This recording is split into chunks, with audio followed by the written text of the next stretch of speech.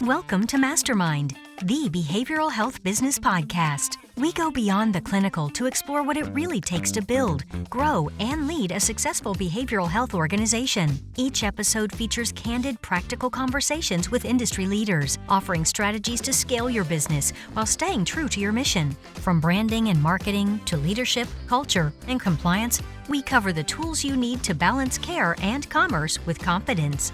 MasterMind is brought to you by Snapshot, a digital agency on a mission to serve with heart, execute with excellence, and build something bigger together.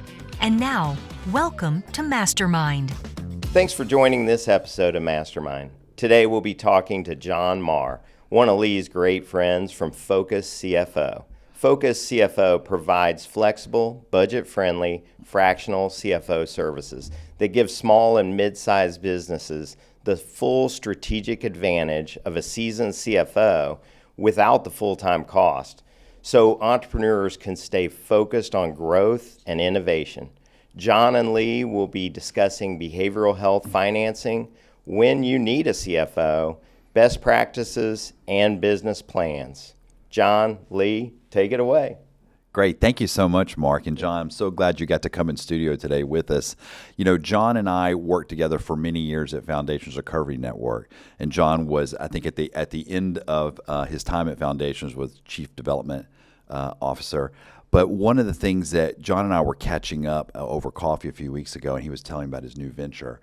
And I just immediately knew there's so many owner-founders that I work with that need chief financial officer support, but they don't have it. Like, they have the passion, they have the knowledge to create these wonderful treatment programs, but then the finance piece is missing. And I thought, how prescient that you have gotten involved in creating this opportunity here in Nashville. So I'm so glad you came on and can kind of share some of your thoughts and wisdom. Yeah, so like Lee said, I started out in Nashville really working for Foundation Recovery Network on the tail end of the private equity sponsors' investment in the program. Helping them get through that transaction and then staying on in a development capacity for a couple of years. And then really spent the majority of my career in Nashville at an investment bank focused on middle market healthcare, and spent a lot of my time there working with behavioral health providers. And then most recently, and what I'm really excited about and here to talk about is the fractional CFO world. I started at FocusCFO earlier this year. And what we do is we're a U.S.-based leading provider of fractional CFO services. So entrepreneurs, small business owners that don't have that CFO, don't have that financial leadership, can engage with us. We can tailor a CFO engagement to really start with getting the foundation work done, making sure you have timely reporting, the numbers are accurate, you have the right amount of detail to then be able to make strategic and operational decisions, and then work towards that ultimate goal, which in some cases is selling your business. Yeah, I think that for a lot of my clients and other treatment centers that I have been aware of for many years, like, they don't know what they don't know. And so they have a great accounts payable department, right? And they have maybe a great financial analyst, but then they're missing the CFO part. And I think that your ability, and I think a lot of them would say, we can't afford a CFO. And so now here you come in where you can provide these fractional services. And I think, you were telling me in the green room before we got started about just your bench. And so now, instead of having to bring on somebody in your local community who doesn't understand behavioral health, doesn't understand the payers, you are going to have somebody that actually has experience in that market and behavioral health. That's right. So our three uniques that we like to brag about are, we have 190 CFOs that are on our team. So we deploy a team-based approach. So not only are you getting a CFO that has industry and depth within that particular vertical, you're also getting an area president like myself who's helping to stay in touch with the CFO and the business owner to make sure we're tackling that 1, 2, or 3 main issues or pain points with the business. All of our CFOs come with 20 plus years of financial executive experience. So these are seasoned folks that have been in the seat, have worked within businesses for quite some time. And lastly, we have embedded CFOs. So even though you're getting them on a fractional basis, on the days that we are there, they're committed, they're in in the actual business. They're providing CFO level, experience and advisory services. They're working with the leadership team. For all intents and purposes, they're in the organization. So, John, let's start from the beginning. When would a treatment center first? When do you think the right time for them to think about a CFO would be? So, our clients span from companies that are pre-revenue all the way up to multi-generational $50+ million revenue businesses. So really it's any business that doesn't have that financial leadership would be a great candidate for our services. And you alluded to it in some of your opening commentary about what does it look like on either an exit, or what does it look like on bringing in other investors or other partners? How does your service and the role of fractional CFO help an owner, founder, or a company really understand their true value? It's a great question. So I think you start with just that foundational work. So making sure you've got the proper reporting to then be able to proactively manage your business. And then work with the CEO or the entrepreneur to what are your long-term goals? And in the case where they want to sell their business, maybe it's 2, 3, 4 years away. And so the CFO works to kind of unlock that value. So what are the key investment highlights? What are the differentiators that you have that competitors don't have? And then start to lay that groundwork so that when you are ready to hire an investment bank, all the pieces are in place and you can maximize that value. How does your company work with an existing team? So I've already got an accounts payable team. I might already have a relationship with my local bank. How does your firm work with those existing infrastructures? So it's just, think of the CFO as the quarterback, right? They're coordinating between the outside consultants, whether that's a CPA or external bookkeeper. If you have internal accountants or maybe a controller, they're in constant coordination with them. Whether the CFO's there 1-2 days a week, they're always available. So when issues pop up, they can address them, right away. And how do the role of the CFO? How does it help, especially smaller businesses, maintain compliance and make sure they're aware of any tax implications? Mm-hmm.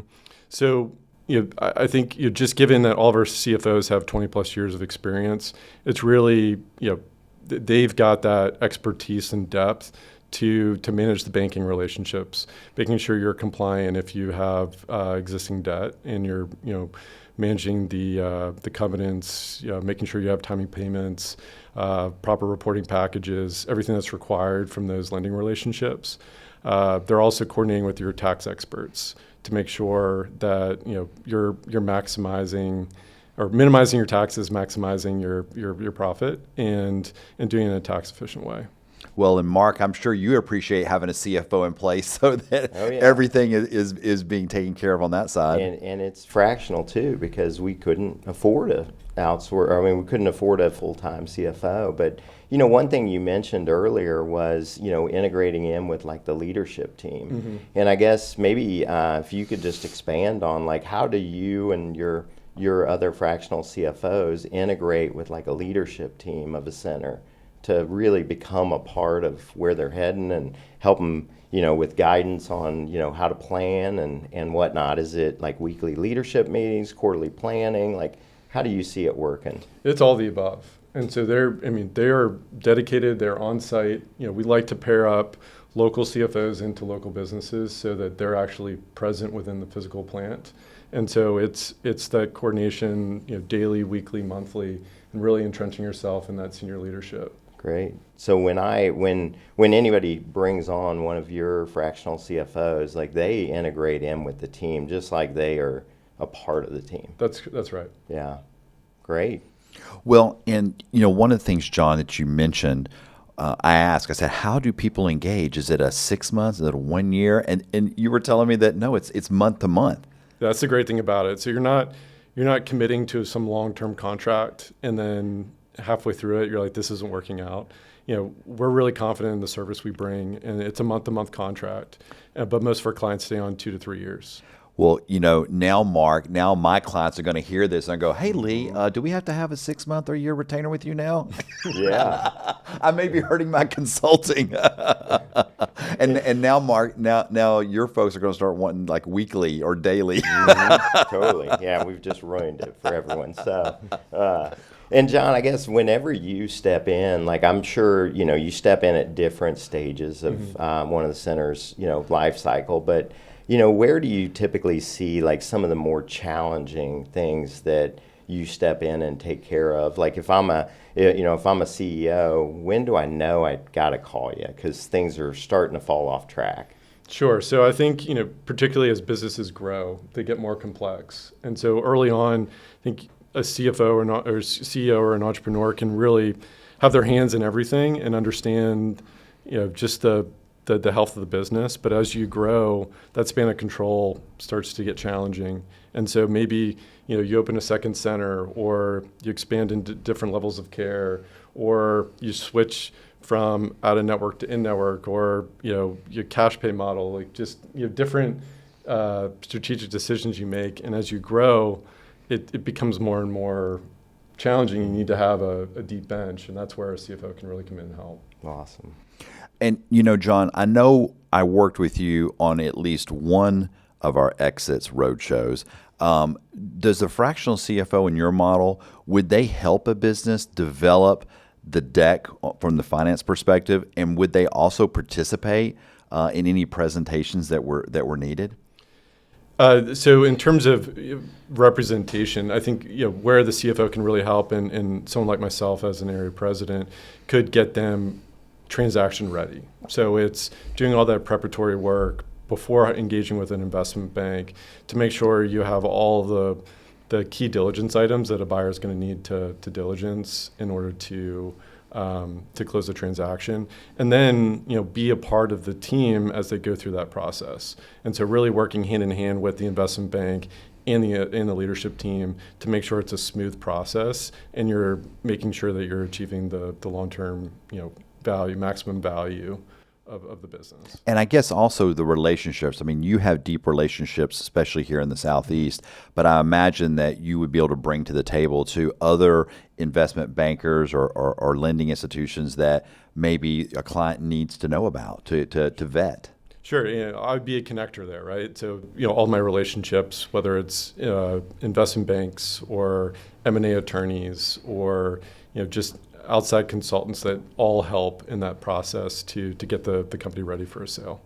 Now, I wanted to ask you, what are you seeing right now, specifically in the behavioral health space, if you can comment on, like, what are you seeing we're hearing a lot, obviously there's always churn when it comes to the relationships with payers, but, what are you seeing as far out there on the financial landscape that behavioral health owners and founders need to be thinking about right now?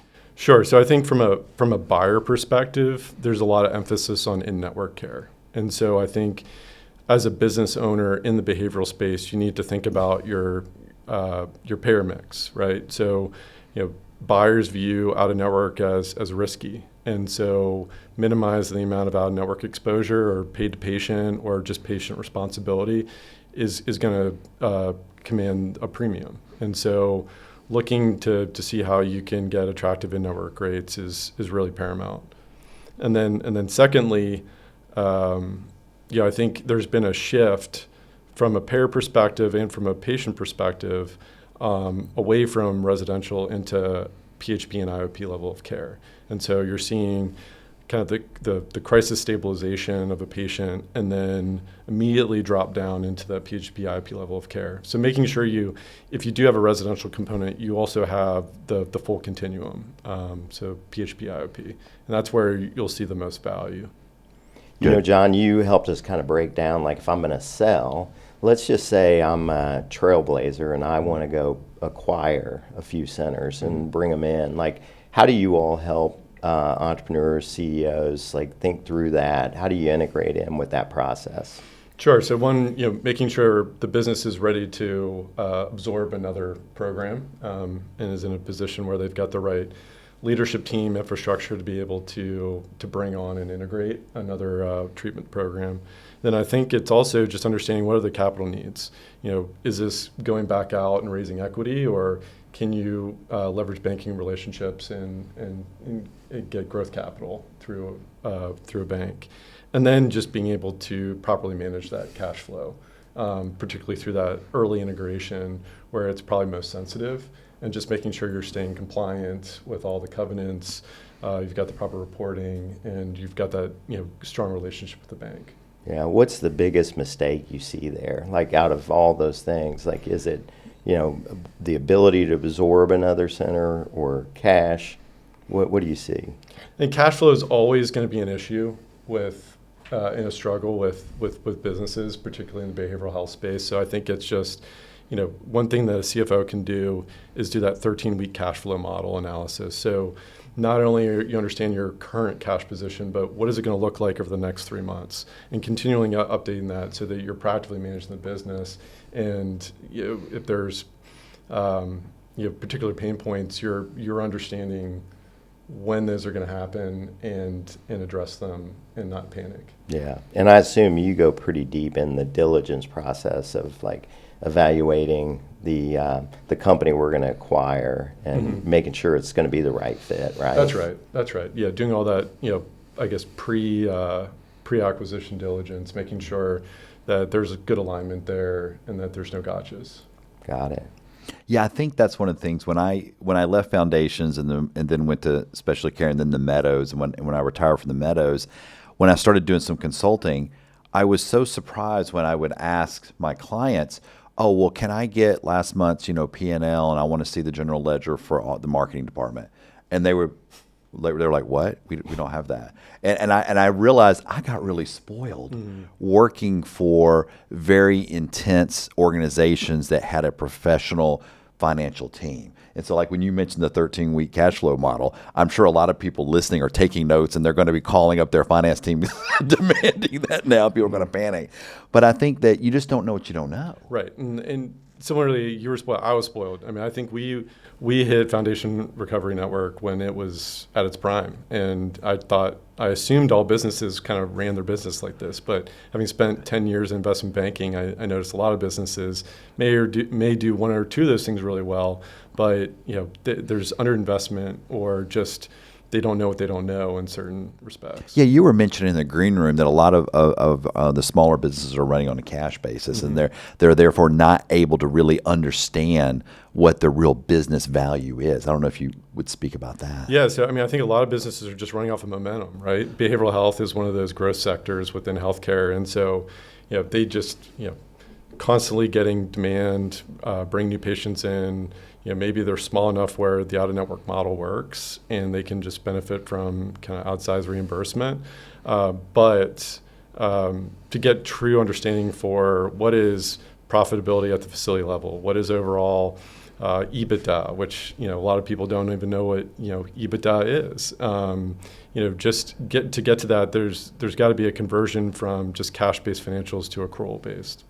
Excellent. Well, thank you, John, for all the work that you and Scott Sarnacki did, making sure that we had the Cadillac of a finance team at Foundations. How can people, if they've got other departments, if they've got compliance questions, legal advice, does your company provide connections in those other areas potentially also? That's right. I think one of the benefits of having a seasoned CFO is that they kind of look under the hood. And while they're not actually doing the insurance work or the legal work, they have folks within their networks that they can, one, identify, hey, maybe the insurance needs to be adjusted. They've got those relationships in the community to put you in good hands. In your past experience since Foundations, have you noticed that a lot of companies are not getting their rates adjusted in a timely way? Because that's one thing I notice with a lot of my clients when I'm coming in and we're looking at the whole marketing engine, and we look at the rates and they hadn't been adjusted in a couple of years, and it's really fascinating that how that kind of just gets lost. Yeah, I think a lot of businesses are just buried in, they're so involved in the day-to-day that they can't just step away from the business. They don't have the time or the bandwidth to then just say, how do I go about this? And where they just don't have the expertise. and the relationships that they have with the payers, maybe they're not getting called back. It just kind of, just doesn't happen, right? They just don't have the ability to do it. So having a CFO in there to give them the ability to have the bandwidth to then focus on, how do I improve my rates? What do I need to do in order to do that? And you mentioned, you alluded to the pay to patient. Mm-hmm. Is that still going on regularly? It's becoming less and less. Okay. Right.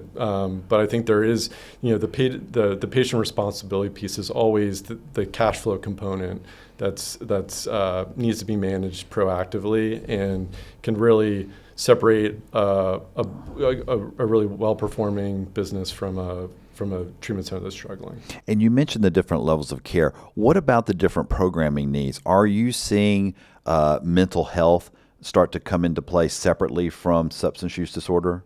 Yeah, I would say towards the end of my time in the investment banking world, outpatient mental health seemed to be where a lot of investors were focusing.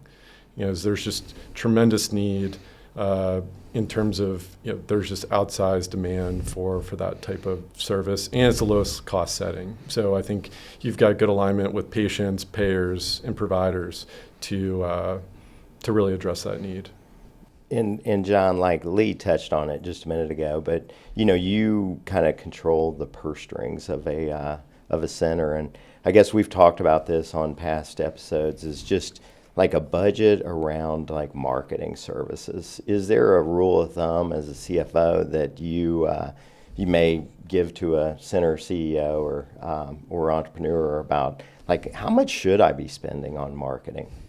Customer acquisition costs, that's key, and that's where you did a really effective job at Foundation Recovery Network, is really, there's going to be a push and tug between finance and marketing, right? Because marketing is going to want to spend because you need to spend in order to attract patients, and finance is going to be concerned around what's the cost associated with that. And I think there's got to be a healthy balance of you have to spend SEO, PPC, getting business development folks out there. You have to spend the money in order to generate the revenue, which comes in the form of reimbursement. So.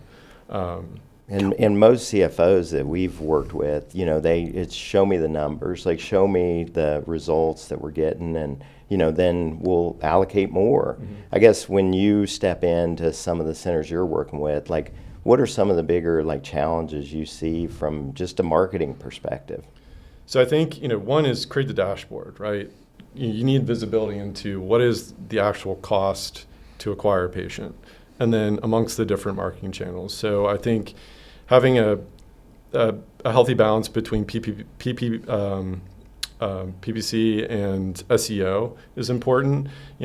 Knowing when to pull those levers. Mm-hmm. When SEO is down, kick up the PPC spending so that you're getting patients, you're generating revenue, and then over time, the word of mouth referrals and the alumni network is where you get a ton of value.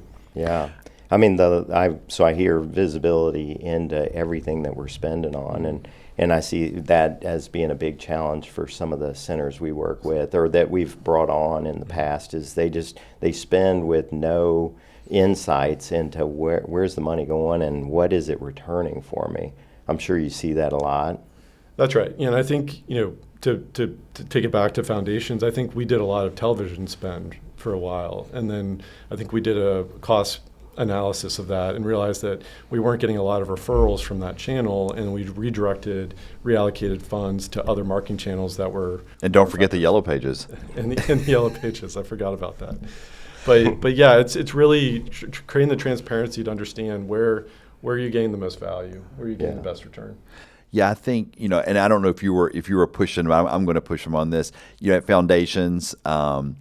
And Meadows too, I push for 10% of net revenue should go into your marketing. And that would cover alumni, business development, admissions team. So I was all in. I'm not just 10% is going to go to PPC as an example. Mm-hmm. Is that still, am I a dinosaur? Is that still a fair way to start building your budget? No, I think you got to start somewhere, right? And so maybe it's you allocate 10%, and then over time, as you're looking at the return, either scale back or you push your foot on the gas and invest more. It's really just about measuring the return. Yeah. And seeing how effectively you're getting patients. And you brought up television, and we created a Sober Hero TV campaign, Mark, which you can see the commercial on YouTube if people want to find it. But what was fascinating was because we had this 10% and we were very disciplined, we had a chunk of the marketing budget that we were able to experiment with.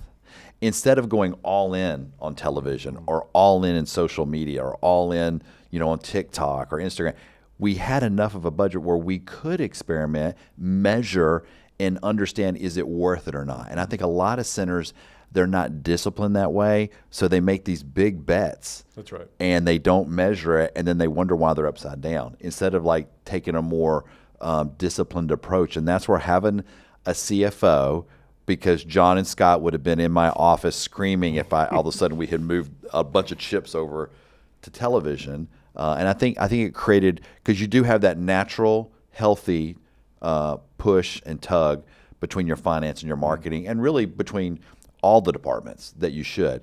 But as long as you're measuring, I never really got any grief from finance as long as we were disciplined and measured. That's right. And then the other thing too is that the market is always evolving, right? So different channels become more effective. And so maybe something that worked in the past isn't going to be effective in the future.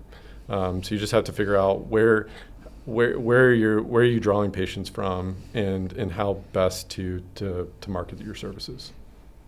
Yeah, what do you see like from, there's probably times that there are high performing centers that bring you in to just put gas on the fire.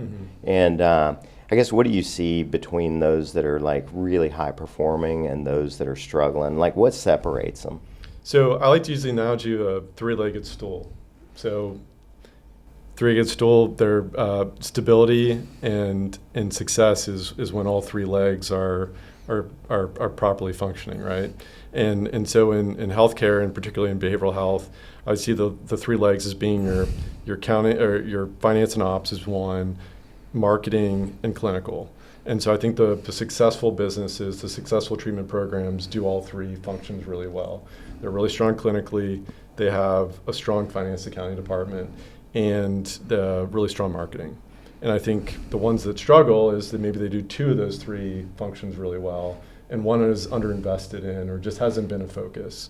And so as a business owner, kind of understanding where are we strong, where are we weak, and part of that is, our CFOs come in and they'll do a SWOT analysis, and the company may have never done one before, and just really understand kind of what are the opportunities, what are the weaknesses, and then reallocate dollars into those areas where you're not as strong. And you touched on it with the clinical. There's so many programs where the clinical team wants to do something. They want to introduce equine. They want to introduce sound baths or EMDR or something. And it's not enough just to say no, but they can actually partner with the CFO, and they can run the model to say, okay, well, here's how we're going to fund this. Because the clinical team needs the funds. The finance team just needs to understand, okay, how does this fit into our economic structure? Right. And a lot of smaller companies don't have that. They have this heart, this passion. They know they want to offer this, but then they're missing this piece of like, well, how do we define and how do we bring that into our existing budget? That's right. So part of the process, a lot of these treatment centers don't even have a budget. So it's really sitting down with the business leaders and saying, all right, what does the next year look like? What are the next 2 or 3 years look like? And just understanding what needs to be invested in from a capital planning perspective, human capital perspective, and building that out and understanding the timing around it, because you're gonna have to hire, you're gonna have to draw on cash. There's just things that you're gonna have to do in order to get that up and running. You mean some businesses don't have capital plans? You'd be surprised. That's why those roofs are leaking. That's right. And That's the AC went out. Even Lee, like he mentioned, like the hiring plan. Like I'm sure that you all step in and you're able to help them think through, like what are the most critical next hires, or how should we put together a hiring plan for this next 6 months, next year? Can you talk on that a little bit? Sure. So part of just the cost. In behavioral health, the biggest cost is your human capital, right? So actively managing that, understanding what is your utilization rate. are your clinical staff employees, are they being properly utilized? If you hired too much, do you need to scale back, or does the demand for services warrant hiring another couple nurses or therapists? And so really having your pulse on that so that you're proactively hiring ahead of demand, so that you're not caught where you're having to incur overtime costs or turn away patients because you can't service the client. See, I had a client that had a utilization rates that were like hovering around 60%.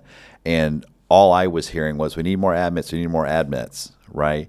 And it turned out it really wasn't a lot to do with the admissions. It was more to do with, well, the patients you do get, you're not actually providing services that are billable. And so it was kind of an interesting learning for them, because they're like, oh, we're kind of got the focus on the wrong thing. And that's where I always remember foundations, that having a mature financial department that has a CFO really helps kind of divide what's going on, because it might even be that maybe it's AMAs and ACAs, maybe it's UR, or maybe you do have a top of the funnel marketing issue, but having that finance person can really kind of, in a sense, be a little bit of a guide, a Sherpa, or even a referee at times. I love it. Yeah, dashboards, KPI dashboards are critical, and that's where Foundations was really strong. Is we had metrics around every facet of our business. The employee per occupied bed was one of those key metrics that we managed. The clinical utilization, just wanted to understand, and the dashboard allows you to trend data over time, and maybe it's not an issue, but at least it brings it to the table for you to have a discussion around. Excellent. Do you have a best practice dashboard that you recommend that maybe even we could share after the show with any of the listeners, that is just a template of these are the numbers that you should be looking at? Well, personally, I have my thoughts around what are the key KPIs that you should be monitoring on a daily basis for treatment centers. We have best practices within FocusCFO around keep KPIs per industry, which is really helpful. But there's a lot of third-party software out there that allows you to extrapolate that data and put it into a really slick dashboard that you can manage the business. How do people, if people are listening to this, do they just get in touch with you personally through the website? And we'll drop everything in the show links, but can they just have coffee, or they come in and have a phone call with you, or how do they explore if this makes sense for them to have a fractional CFO through FocusCFO? Sure. Like I said early on, we have 50 area presidents, similar to myself, across, we're in over 15 states. And then we have 190 CFOs that are in our network. And so I would encourage you, to check out our website. I'd be happy to talk to anybody, so you can. Do you charge them for coffee, or will you buy them coffee? No, I'll buy them. Okay. Yeah. But look in your local markets too. There's chances are we have somebody locally in the area president role that you can reach out to, and we're more than happy to make those introductions and pay for coffee. Well, I can vouch for the coffee, because when I met John a few weeks ago at the Well over by Lipscomb University, he texted me, and I told him what I would have. And I think I wanted the Black Cat, but I was out of season. That was like a Christmas drink. Okay. And so next thing I know, I walk in and my coffee is right there. So and I think you even got me a muffin too, maybe. That's right. Yeah. Wow. Well, I wanted to ask one more thing too. Okay, so I know you got your graduate degree at Vanderbilt. That's right. So what's your prediction this year? Will you all beat Alabama again in Tuscaloosa this year? I can't make any promises. We got our quarterback back, so anything's possible. Now, is he a finance major? That I don't. Wow. Well, Lee, John, this has been an amazing episode. Is there anything, John, that maybe we didn't ask you or that you want to share that would help out the listeners? I would just say that we have a really talented team that are all, I think aligned, with our mission, which is to create long-term sustainable value in small businesses. And so really working with entrepreneurs, we're all passionate, we're all coachable, and we're just continual learners. And so we love getting in there, learning about new businesses, and finding ways for our team to help. And so I'd just encourage any small business that doesn't have that CFO leadership to do an honest assessment, and we'd love to help. Great. Well, thank you, John. Appreciate it. And thanks for joining the conversation on this episode of MasterMind. We hope that you learned a thing or two from John and Lee that you can use in your business. You can find anything we referenced today in this episode's show notes. And as always, reach out with any questions or comments that you might have, and we'll address them. Until next time, MasterMind, signing out. That wraps up this episode of MasterMind. Thank you so much for joining us. And remember, MasterMind is not just a podcast, it's a community. So don't forget to comment, subscribe, and review us. Your feedback helps us continue to bring you content that's relevant and relatable. Thanks again to our sponsor, Snapshot, a digital media marketing agency. And thank you for joining us on MasterMind, your behavioral health playbook.